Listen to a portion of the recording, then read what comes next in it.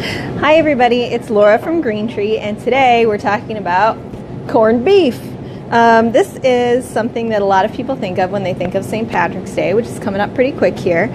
So we wanted to give you a little bit of a primer on what is and isn't actually Irish about this particular dish. So you can see this is a pretty hefty chunk here.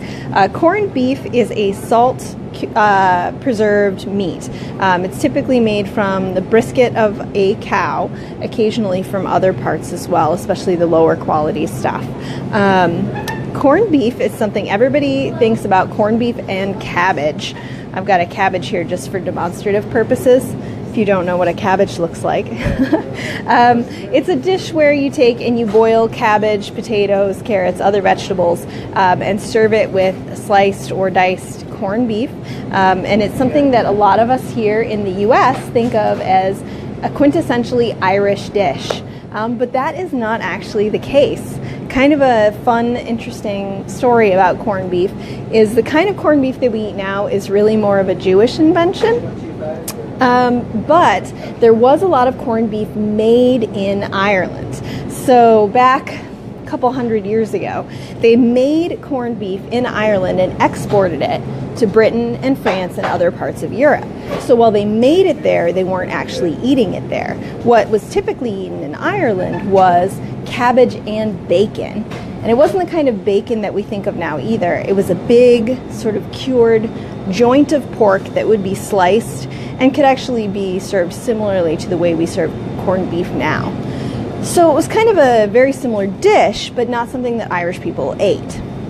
Then we got a whole lot of Irish people immigrating to the United States, and when they got here, a lot of people settled in New York, and they ended up getting the closest thing to these cured pork joints, the bacon, as they could find, which was actually the corned beef produced in a lot of the New York Jewish delis. So it ended up being kind of a crossover food that is very popular in Irish American communities, but not so much in Irish communities.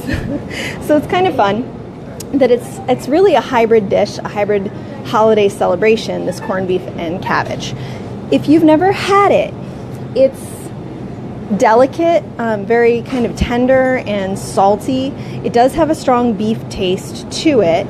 A lot of people like it on sandwiches as well as served with vegetables like I described earlier. And it can be chopped up and served with potatoes in a hash. A lot of you have probably had canned corned beef hash. This is where it comes from. Now, I did not want to leave out the vegans in this video.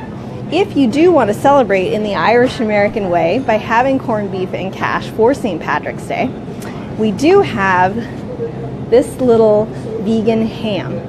So you might think, okay, it's ham, not beef, but it does have a really nice salty flavor, and it's got this cute little webbing on it that makes it look like a little roast. And when you make this, it's almost the color of a sweet potato.